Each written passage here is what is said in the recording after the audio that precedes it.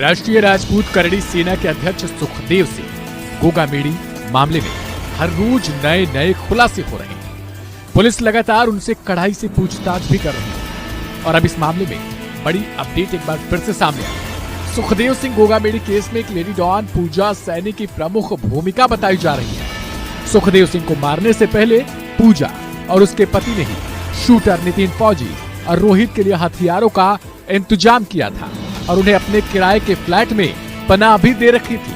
हत्यारे यहीं से गोगा मेडी को मारने के लिए अपनी प्लानिंग करते हैं और यहीं से निकलते हैं। दरअसल करड़ी सेना प्रमुख सुखदेव सिंह गोगा मेडी की हत्या में लेडी डॉन पूजा सैनी की भूमिका अहम मानी जा रही है। पूजा सैनी कॉलेज में पढ़ाई के दौरान हथियार तस्कर महेंद्र के प्यार में पड़ गई, जिसके बाद दोनों ने वहीं शादी कर ली। महेंद्र हथियार तस्करी करते हुए लॉरेंस बिश्नोई के गैंग से संपर्क में आया और फिर उसके लिए काम करने लगा। गोगा मेडी की हत्या में भी उसने हथियार दिए थे।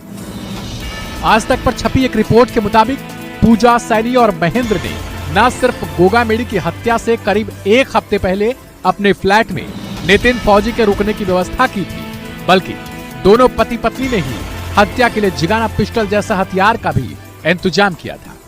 लेडी डॉन पूजा का हाथ हथियार सप्लाई करने से लेकर फर्जी आईडी सप्लाई करने में रहा है। पूजा भी इन सारे कृत्यों में साथ रही है, जिसको उसके पति ने अंजाम दिया है।